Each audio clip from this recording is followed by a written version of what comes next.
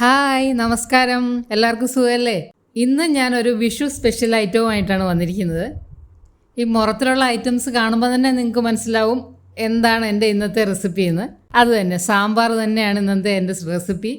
Vishu special ഇലസദ്യ sambar. അപ്പോൾ നമുക്ക് റെസിപ്പിയിലേക്ക് പോകാം. ഞാൻ എടുത്തിരിക്കുന്ന ഐറ്റംസ് ഇതൊക്കെയാണ്: കുറച്ച് മത്തങ്ങ, വെള്ളരി, കത്രിക്ക, അമരപ്പയർ, വെണ്ടയ്ക്ക, മുരിങ്ങക്ക, തക്കാളി, കുറച്ച് കൊച്ചുള്ളി, ഒരു പൊട്ടറ്റോ. ഇനി ഒരു പിടി തോരപ്പരിപ്പ് നന്നായി കഴുകി കുക്കറിലിട്ട് ഒരല്പം ഉപ്പും മഞ്ഞൾപ്പൊടിയും കൂടി ചേർത്ത് അല്പം വെള്ളം ഒഴിച്ചൊന്ന് വേകാനായിട്ട് വയ്ക്കാം.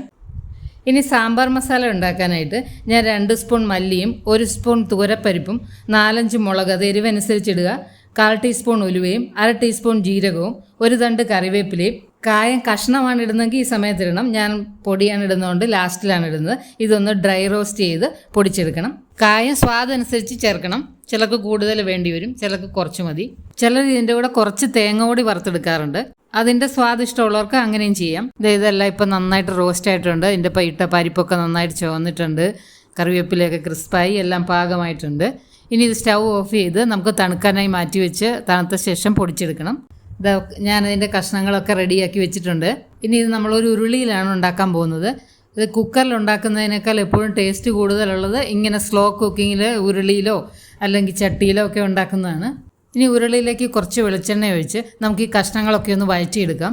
അതുപോലെ കത്രിക്കയും വെണ്ടയ്ക്കയും തക്കാളിയും ഒഴികെ ബാക്കിയുള്ള എല്ലാ കഷ്ണങ്ങളും ഞാൻ ഇതിലിട്ട് ഒന്ന് വഴറ്റിയെടുക്കുകയാണ്. അത് ഒരുവിധം ഒന്ന് കുക്കായി കഴിഞ്ഞിട്ട് നമുക്ക് ബാക്കിയുള്ള കഷ്ണങ്ങളിടാം. സദ്യക്ക് നമ്മൾ എപ്പോഴും ഇങ്ങനെ തന്നെ ഉണ്ടാക്കണം, എന്നാലേ അതിൻ്റെ ആ ടേസ്റ്റ് കിട്ടുകയുള്ളൂ. നമ്മൾ അല്ലാതെയുള്ള സമയത്ത് എളുപ്പത്തിന് കുക്കറിലുണ്ടാക്കും.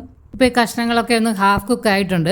നമുക്കിനി ഇതിനകത്തേക്ക് എടുത്തു വെച്ചിരിക്കുന്ന കത്രിക്ക അരിഞ്ഞതും കൂടി ചേർത്ത് അതും ഒന്ന് വഴന്ന് കഴിയുമ്പോൾ വെണ്ടയ്ക്കയും കൂടി ഇട്ട് അത് നന്നായിട്ടൊന്ന് വഴറ്റി ആവശ്യത്തിന് വെള്ളം ഒഴിച്ച് ഉപ്പും ഇട്ട് അതൊന്ന് വേവിക്കാനായിട്ട് വയ്ക്കാം. അത് വെന്ത് വരുന്ന സമയം കൊണ്ട് നമുക്കൊരു പാനിൽ കടുക് പൊട്ടിച്ച് ഉണക്കമുളകും കറിവേപ്പിലയും ഇട്ട് അതിലേക്ക് എടുത്തു വെച്ചിരിക്കുന്ന തക്കാളി അരിഞ്ഞതും കൂടി ചേർത്ത് അതൊന്ന് വഴറ്റിയെടുക്കാം. അതൊന്ന് ചെറുതായിട്ട് വഴന്നു വരുമ്പോൾ നമ്മൾ പൊടിച്ചു വെച്ചിരിക്കുന്ന സാമ്പാർ കൂടി ചേർത്ത് കൊടുക്കാം. അതൊന്ന് നന്നായി ചൂടായി കഴിയുമ്പോൾ സ്റ്റൗ ഓഫ് ചെയ്യാം. സാമ്പാറിൻ്റെ കഷ്ണങ്ങളൊക്കെ നന്നായിട്ട് വെന്തിട്ടുണ്ട്. തക്കാളിയും സാമ്പാർ പൊടിയും കൂടി ഉള്ള കൂട്ട് നമുക്കിനി അതിലേക്ക് ഇട്ട് കൊടുക്കാം. ഇനി ഇതിലേക്ക് വേവിച്ച് വെച്ചിരിക്കുന്ന പരിപ്പും പിന്നെ ആവശ്യത്തിന് വെള്ളവും കൂടി ചേർക്കാം. ഒരു ചെറിയ കഷ്ണം വാളംപുളി പിഴിഞ്ഞതും കൂടി ചേർക്കാം. ഇനി ഇതൊന്ന് നന്നായിട്ട് തിളച്ചൊന്ന് കുറുകണം.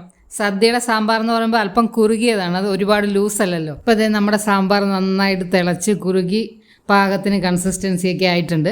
ഇനി ഇതിലേക്ക് ആവശ്യത്തിന് മല്ലിയിലയും കൂടി ഇട്ട് സ്റ്റൗ ഓഫ് ചെയ്താൽ നമ്മുടെ സാമ്പാർ റെഡിയായി. ഇതുപോലെ വറുത്തരച്ച സാമ്പാറിന് ഒരു പ്രത്യേക രുചിയാണ്. ഈ വിഷുവിന് നിങ്ങളും ഇതുപോലൊന്ന് സാമ്പാർ ഉണ്ടാക്കി നോക്കൂ, ഇഷ്ടമാവും തീർച്ച. എൻ്റെ വിഷു സ്പെഷ്യൽസൊക്കെ കണ്ട് ഇഷ്ടമാവുന്നുണ്ടെങ്കിൽ കമൻറ്റ് ചെയ്യണം കേട്ടോ.